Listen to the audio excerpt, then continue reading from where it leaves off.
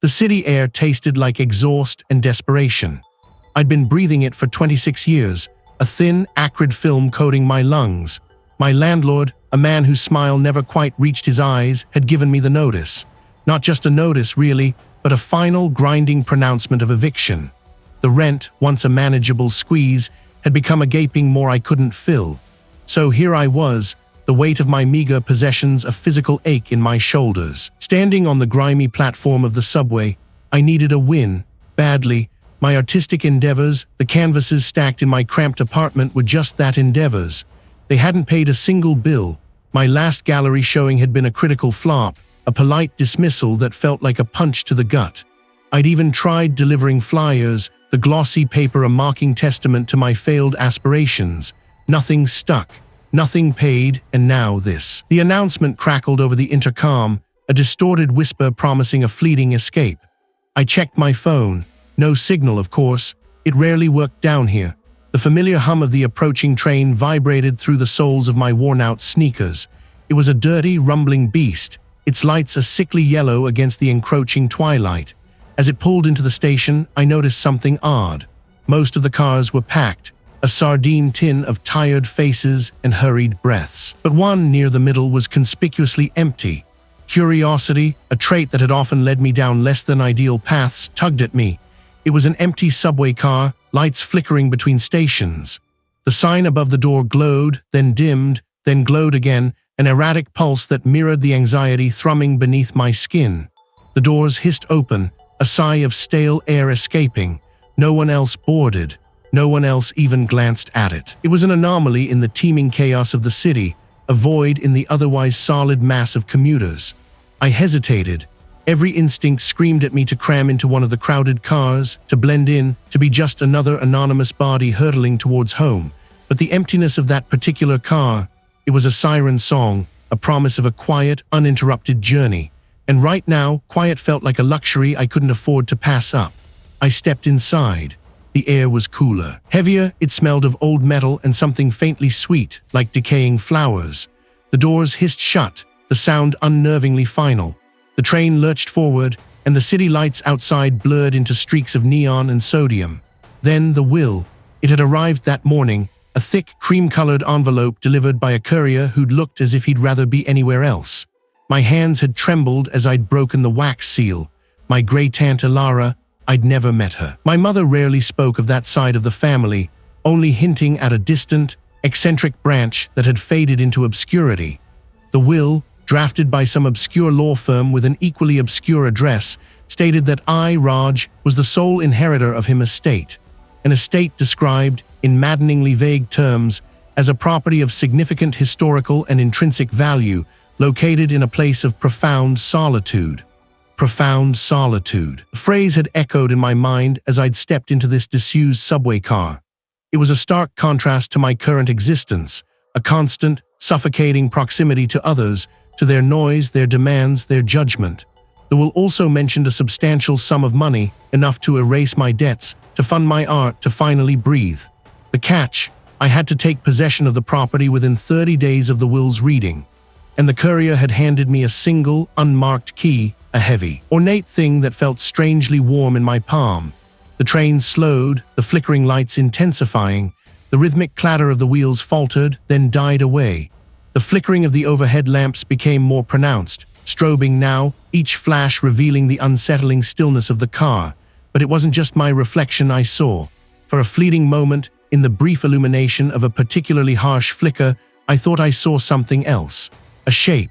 This wasn't just a delayed train. The silence was deafening, broken only by the erratic pulse of the lights. Where were we? Why had the train stopped here, in the absolute blackness between stations? There was this part of the profound solitude the will had promised. The stale air of the empty subway car, lights flickering between stations, did little to dispel the chill that had settled deep in my bones. Profound solitude. The will also mentioned a substantial sum of money, enough to finally buy that quiet. A space where my own thoughts wouldn't be drowned out by the clamor of the world. That was the lure, wasn't it? The promise of peace, of escape. And this house, this crumbling behemoth of a mansion, was the key. I'd spent the last week here, the inheritance papers clutched in my hand like a talisman. The solicitor, a man whose face seemed permanently etched with disdain, had been clear. The bulk of the fortune was tied to my residing in the property for a full year. A year. It felt like an eternity. Even before the strangeness began. At first, it was just the house settling. The groans of ancient timber, the sigh of wind through broken panes. I told myself it was the symphony of age, the natural decay of a structure left to its own devices. My footsteps, too, seemed to echo with an unnatural loudness on the bare floorboards. Each creak, each scuff, felt amplified, a declaration of my intrusion. The first incident I couldn't so easily dismiss happened on the third night. I was in the grand hall, the moonlight painting skeletal patterns through the dust-caked windows. I was cataloging the few remaining pieces of furniture, trying to make a plan for what to keep, what to sell. A faint scent, like dried roses and something metallic, drifted through the air. It was faint, almost imperceptible, but it was there. Then a sound. A soft, rhythmic thudding coming from upstairs. My heart gave a little jolt, a primitive alarm bell I hadn't realized was ringing. I'd searched every room, every closet. The mansion was empty, utterly, profoundly empty. I'd checked the caretaker's cottage, a dilapidated shed on the edge of the overgrown grounds. No one. Still the thudding persisted. Thump, thump, thump. It was slow, deliberate, like something heavy being dragged. I stood frozen, straining my ears. It wasn't the wind. It wasn't the house settling. It was too regular, too intentional. I gripped the heavy brass candlestick on the hall table, its cold weight a meager comfort. My breath hitched.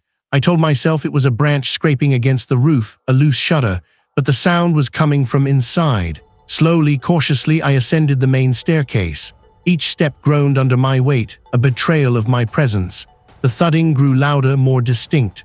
The door was slightly ajar. My hands trembled, the candlestick shaking in my grip. I could feel a prickle of sweat on my brow, a clammy sheen. This was ridiculous. I was letting an old house play tricks on me. I pushed the door open further. The room was vast, dominated by a four-poster bed draped in tattered velvet. Moonlight streamed through a tall, arched window, illuminating dust motes dancing in the stagnant air. The thudding had stopped. Silence descended, thick and heavy, broken only by the frantic drumming of my own pulse in my ears. My eyes scanned the room, searching for the source of the noise. Nothing. I let out a shaky breath, the tension draining from my shoulders, only to be replaced by a prickle of unease. As I turned to leave, my foot brushed against something on the floor. I looked down. It was a small wooden music box, intricately carved. I hadn't seen it before. It was old, its varnish cracked and faded. I picked it up. It felt strangely warm to the touch. Curiosity, a dangerous companion in a place like this, got the better of me. I lifted the lid. It was beautiful in a haunting, broken way. But as the music played, a faint, almost imperceptible tremor ran through the floorboards beneath my feet. It wasn't the house. It was something else, something moving, slowly. My gaze snapped back to the open doorway. There was that a shape, a flicker of movement at the periphery of my vision. I dropped the music box. It clattered to the floor, the melody abruptly cut short. The tremor ceased. But the feeling of being watched, of not being alone, had intensified. Had I imagined it, or had something truly stirred in the depths of this house? The empty subway car, lights flickering between stations, offered no solace. It was a different kind of silence than the one that had begun to suffocate me in the mansion, but no less potent. Here, the silence was punctuated by the screech of metal on metal, a sound that scraped against my nerves like fingernails on slate. I gripped the cold, worn leather of the seat, my grip tight. The city had felt so alive when I arrived, a vibrant hum of humanity. Now it was a distant, fading memory. The will had been explicit. The mansion and its purported fortune were mine. A distant relative, a name I'd only seen on a faded family tree, had left me everything. But everything had become a cage. Now it was something else entirely.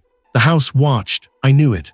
I felt its gaze, a prickling sensation on the back of my neck, even when I was miles away, huddled in this cavernous, echoing train.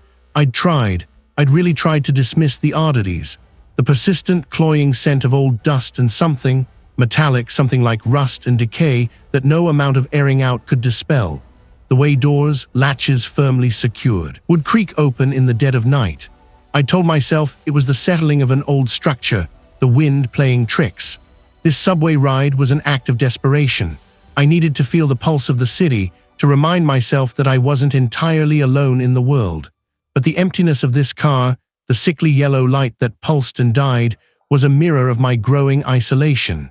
The advertisements plastered on the walls, depicting smiling families and bustling street scenes, felt like cruel jokes. They were glimpses into a life I was rapidly losing touch with. My phone had died 2 days ago, not just run out of battery, but completely, utterly dead. No charging, no response. I'd taken it to a small electronics shop downtown, a place with a wiry, gruff proprietor who'd tinkered with it for an hour. He'd shaken his head, his brow furrowed.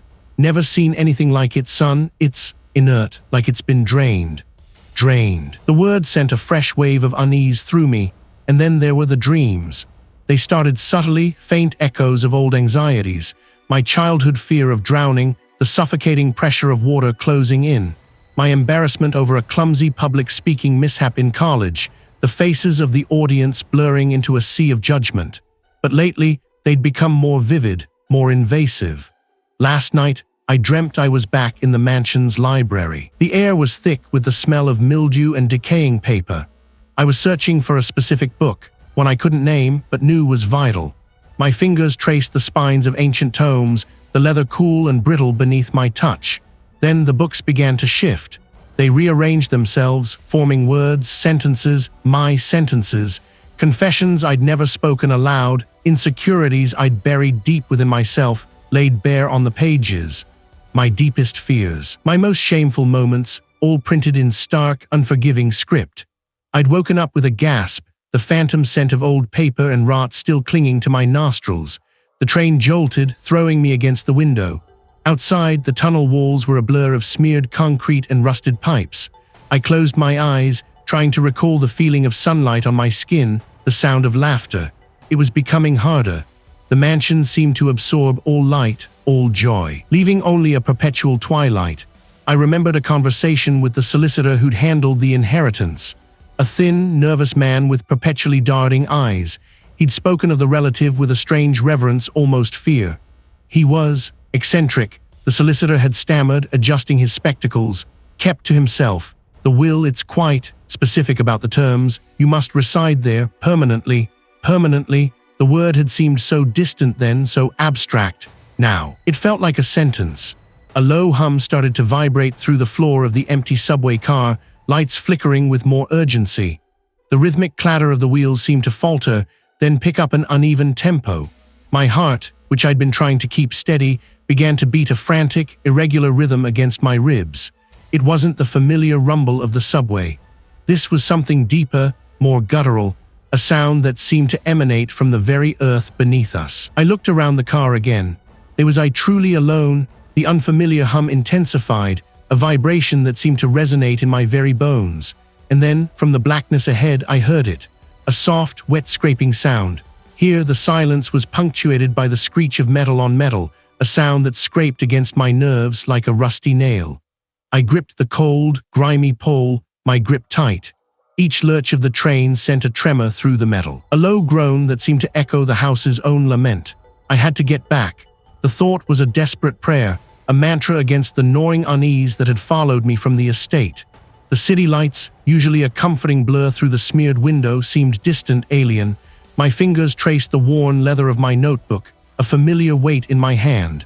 It had been my constant companion for years, a sanctuary for my thoughts, a canvas for my stories. Now it felt like an anchor, a tether to the man I used to be before the mansion. It was a compulsion, a need to catalog the encroaching madness, to impose order on the chaos. But lately, the lines had begun to blur. My notes weren't just observations, they were becoming narratives. The train screeched again, a more violent protest this time, and the lights died completely, plunging us into absolute black. My breath hitched. This was too much. The flashlight beam wavered, illuminating nothing but the peeling paint and stained seats of the empty subway car. When the lights sputtered back to life, harsh and unforgiving, I gasped, my lungs burning. The train lurched forward, picking up speed, but my mind was still back in the house, replaying the moment I'd found the hidden compartment behind the tapestry in the study. A small, intricately carved wooden box. It hadn't been locked, and inside, nestled on faded velvet, was a single, tarnished silver key. It It was unlike any key I'd ever seen, its teeth impossibly intricate, its shaft etched with symbols that seemed to writhe under my gaze. What did it unlock? The question had lodged itself in my brain, a persistent splinter. I'd spent hours that night, turning the key over and over in my palm, the metal growing warm with my touch. I'd tried every lock in the main house, every drawer, every chest. Nothing. It was a riddle, another piece of the mansion's elaborate, terrifying puzzle, and I was becoming obsessed with solving it. My fingers twitched, itching to pull out my notebook, to sketch the key, to try and decipher the symbols. But I stopped myself. I had to be careful. The house was testing me, luring me in with its mysteries. It fed on my curiosity, on my desire for answers. It wanted me to dig, to uncover, to delve deeper into its corrupted heart. And I was starting to realize that the deeper I dug, the more of myself I was leaving behind. The train slowed, the metallic groans signaling an approaching station. A wave of relief washed over me, a desperate need for the mundane, for the solidity of the outside world. But even as the doors hissed open, I knew I couldn't escape. The mansion was waiting. I stepped onto the platform, the stale city ere a welcome change from the musty confines of the train. Was I truly alone in there? Or had something else been waiting for me to step off, to leave it to its own desolate journey? Each shudder of the carriage felt like a jolt, threatening to throw me off balance. I gripped the cold, worn pole, my grip tight. I had to get back. The mansion was a tomb, yes, but this felt like a trap. I tried to focus on the rhythmic clatter of the wheels, on the distant hum of the city I was trying to return to. But my mind kept replaying the last few hours. But it wasn't the wind. My name breathed into the suffocating air of the grand hall. Then the portraits. They had always watched me, their painted eyes following my movements. But tonight their expressions had shifted. A subtle sneer here, a predatory glint there. The matriarch, the one with the severe bun and the diamond brooch, her lips had seemed to curl, a silent, venomous smile. I had stumbled back, my breath catching in my throat, and the air had grown heavy. Thick with a scent I couldn't quite place, damp earth and something else. Something metallic, like old blood. The train lurched again, harder this time. I flinched, my gaze snapping to the grimy window. No familiar streetlights, no city glow. The flickering lights inside the car died completely, plunging me into absolute blackness. I held my breath, straining my ears. Nothing. No train sounds, no screeching metal. Just the thumping of my own blood. This wasn't right. The train was supposed to be moving. The silence stretched, an agonizing eternity. I fumbled for my phone, my fingers clumsy and slick with sweat. No signal, of course. A soft, rustling sound from the far end of the car. My head whipped around, my eyes struggling to pierce the gloom, tall, gaunt, draped in something that seemed to absorb the scant light. It didn't walk, not in any way I understood. My breath hitched. This was it, the house. It had followed me, or rather, it had brought me here. The realization slammed into me with the force of a physical blow. The will, the wealth, the isolation, it was all a lure, a carefully constructed trap. The house wasn't just old and dilapidated, it was alive, and it was hungry. The rustling intensified, closer now. I could smell it now, the scent from the mansion, stronger here, damp earth, decay, and that sharp, metallic tang. It was the smell of something ancient, something that fed. My hand trembled as I tightened my grip on the pole.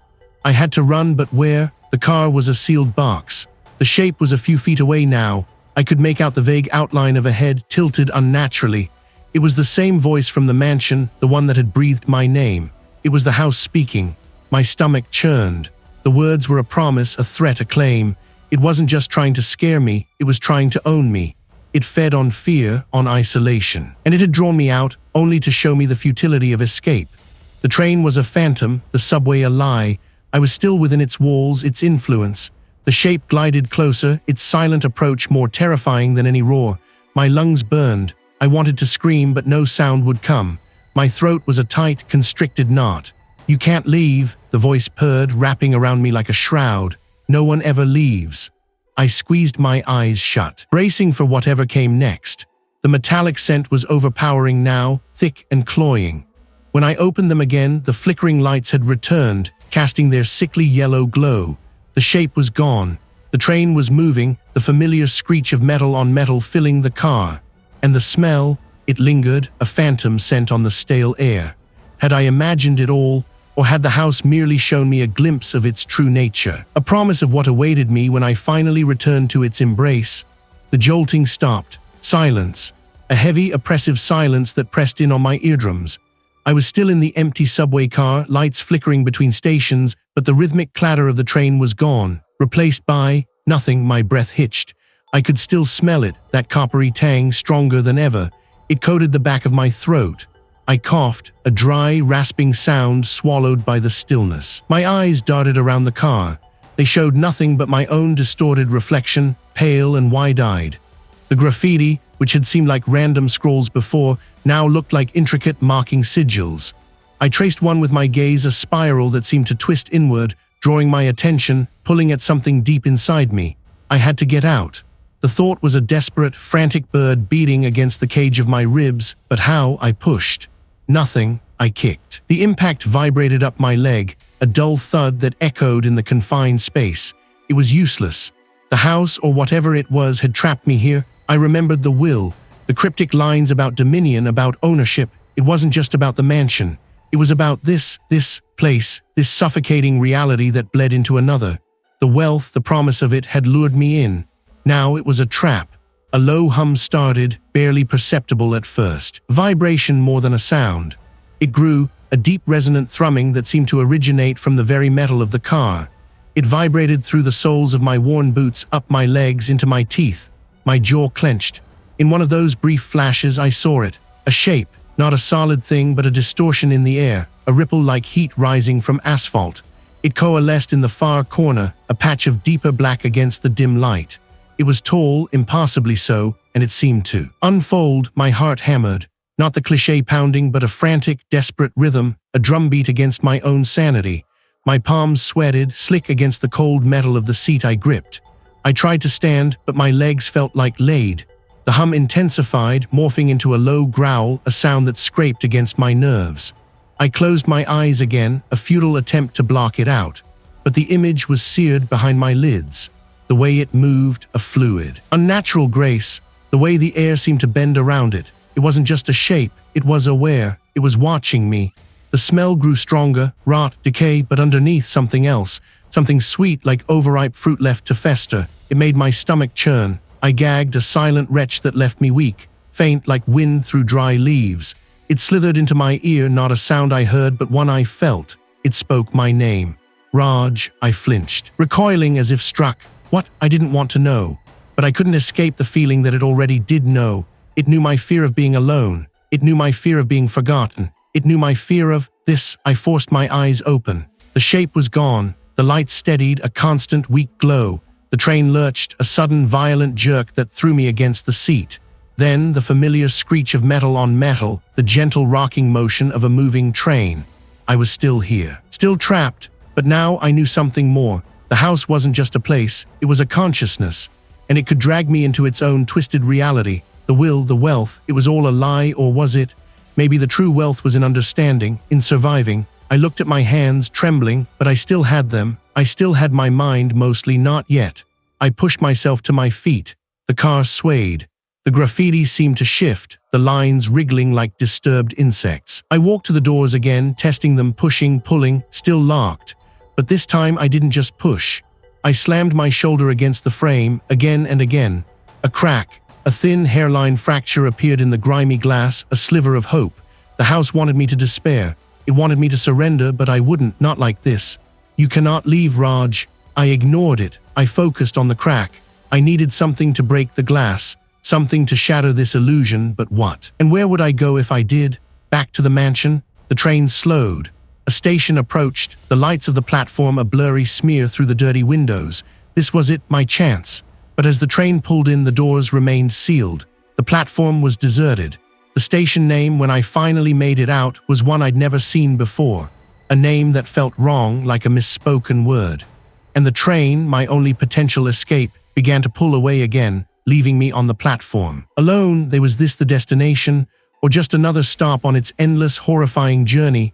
The train shuddered to a halt, not a gentle slowing, but a jarring, metallic groan that echoed through the carriage. Darkness. Then, a sickly yellow light flickered on, casting long, dancing shadows that made the seats look like hunched figures. I was alone. utterly, terrifyingly alone in this empty subway car, lights flickering between stations. Air was thick with the smell of ozone and something else. Something damp and metallic like old pennies. My breath hitched. Nothing. I'd tried to escape. I'd hailed a cab, but the driver had swerved violently, his eyes wide and vacant, and then the street had dissolved into a featureless gray. The train had seemed like my last chance, a solid moving thing, a promise of distance. But here I was, suspended between nowhere and nowhere.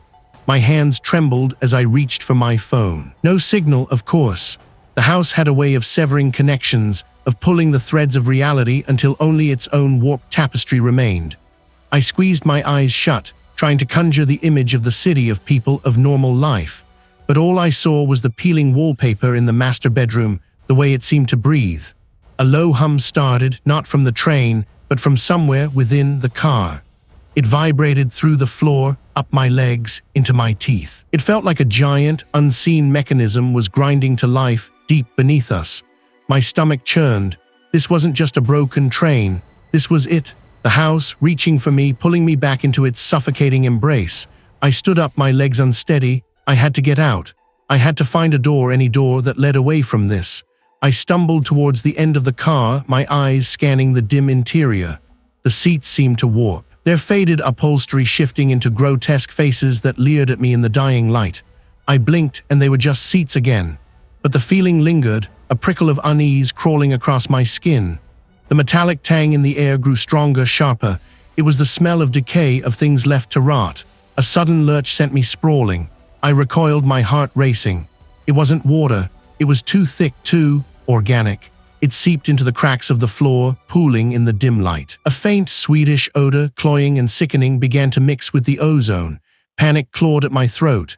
I scrambled backward, away from the spreading stain, away from the humming that was now a deep, resonant thrum. The flickering lights seemed to be marking me, blinking in a rhythm that felt like a malevolent heartbeat. I had to move. I had to break free. I reached the other end of the car, fumbling for the door handle. It was stuck. I threw my weight against it, my muscles straining. I tried the next one, same result. They were sealed as if welded shut, trapped. The realization hit me with the force of a physical blow.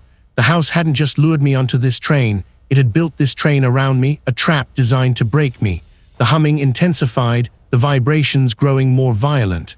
The floor beneath me began to buckle. A low creaking sound emanated from above, like ancient timbers groaning under an impassable weight. My breath came in ragged gasps. I could feel it now, a pressure building not just in the air, but inside my own head. It was the house, its malevolence seeping into the very fabric of this phantom carriage, its tendrils reaching, probing, seeking the weakest part of me. I thought of Raj, the person I was before this place. Was he still in there? It smelled overwhelmingly of rust and something else. Something like blood, my blood. A faint, almost imperceptible movement caught my eye in the periphery, one of the seat backs. It seemed to ripple, as if something was pressing against it from the other side. I stared, my eyes wide, trying to rationalize what I was seeing, but there was no rational explanation. The train lurched again, a violent spasm that threw me against the wall. A soft, wet sound from behind the rippling seat. A sound like something being dragged. What was behind that seat? And why did the house want me to hear it? Darkness. I was alone. My breath hitched, a raw sound in the sudden quiet. This wasn't a malfunction, this was it. The house had finally cornered me. The air was thick, tasting of rust and something acrid like old fear. I'd been so sure I could outsmart it that the will, the promise of wealth, was just a morbid inheritance. I was wrong. Blackwood Manor wasn't just a place, it was a trap, a sentient hunger that fed on isolation. And now, it had brought the isolation to me. I stumbled towards the door, fumbling with the latch. It refused to budge. Jammed, of course it was jammed. Every exit the house offered had a way of sealing itself. This was just a mobile version, nothing, just the faint, distant hum of unseen machinery, a sound that felt like the house's own monstrous heartbeat. My palms slicked with sweat. I had to think. What did it want? It amplified them, twisted them into grotesque shapes that leered from the periphery of my vision. It wanted me to break, to surrender. I leaned my forehead against the cool, vibrating metal of the door. Think, Raj, think, the will, the vast wealth. It was a lure. But what if it was also a key? What if the wealth wasn't just gold, but something else? Something the house itself craved? A low creak from the far end of the car. My head snapped up. The sickly yellow light flickered again, plunging the car into near-total blackness for a heart-stopping second before sputtering back to life. A soft, dragging sound, like something heavy being pulled across the floor.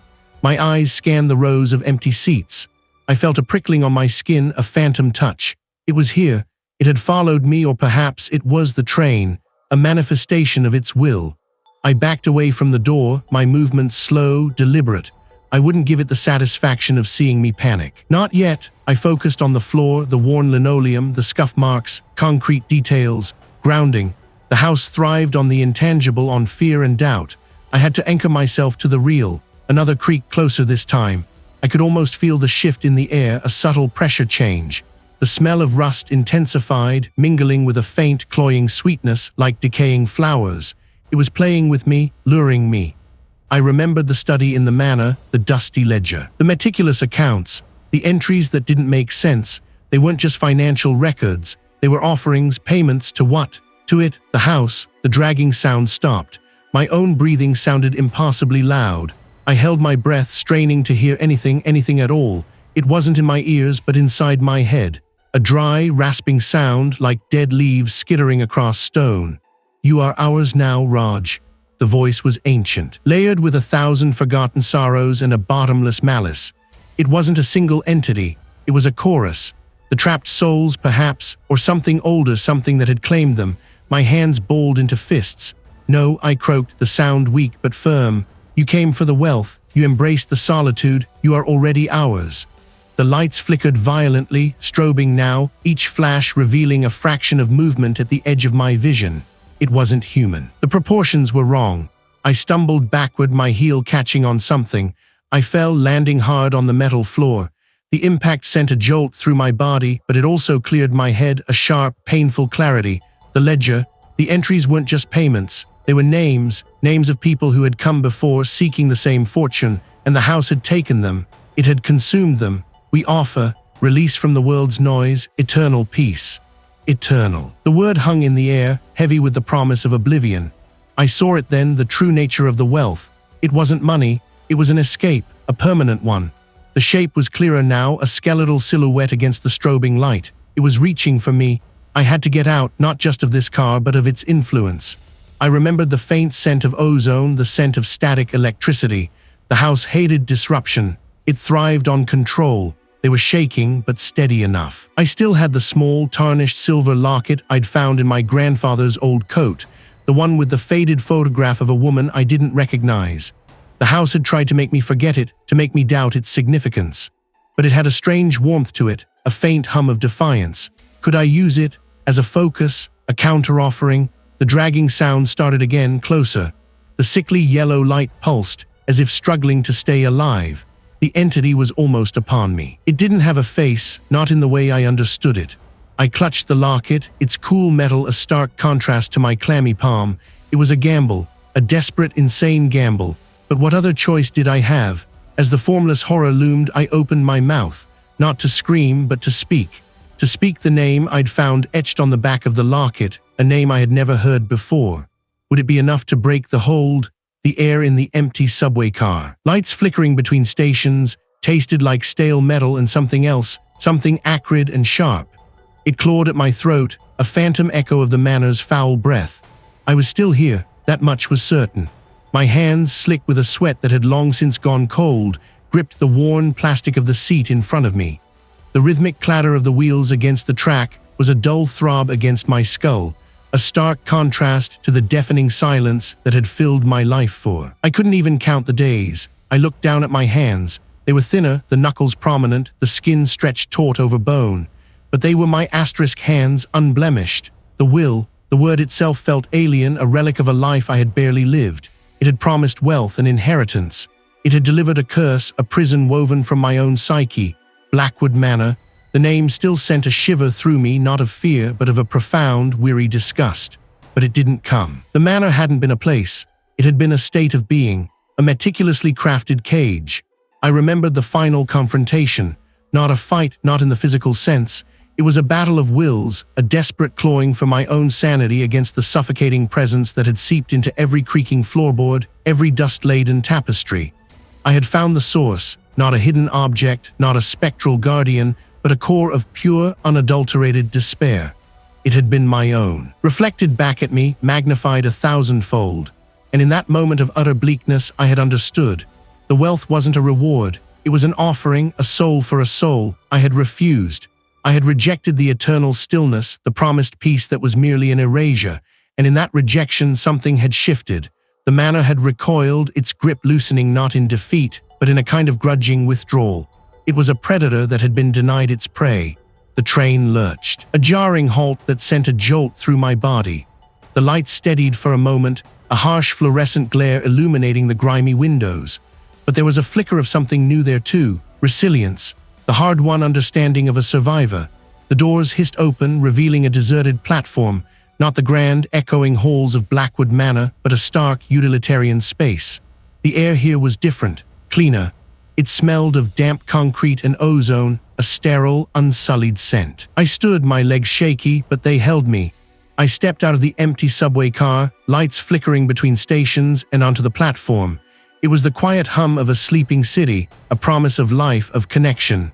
I walked towards the exit, each step a deliberate act of defiance. The wealth the will had promised. It wasn't a fortune in gold. It was the wealth of my own existence. The simple, profound richness of being able to walk away, to breathe air that didn't carry the stench of decay. I reached the top of the stairs, the faint glow of streetlights filtering down. It carried the distant siren song of the city, a sound I had once longed for, then feared, and now it was simply a sound. A reminder that the world outside had continued, oblivious to my private hell. The manor was still there, I knew, a festering wound on the landscape. It would wait. It always waited. But it no longer held me. As I stepped out onto the street, the first tentative rays of dawn painted the sky in hues of bruised purple and hesitant pink. The city was waking up. People would be emerging from their homes, their lives unfolding in predictable patterns. They wouldn't know what I had endured. I had survived. I had escaped. But the echo of Blackwood Manor, the phantom touch of its malevolence, would it ever truly leave me?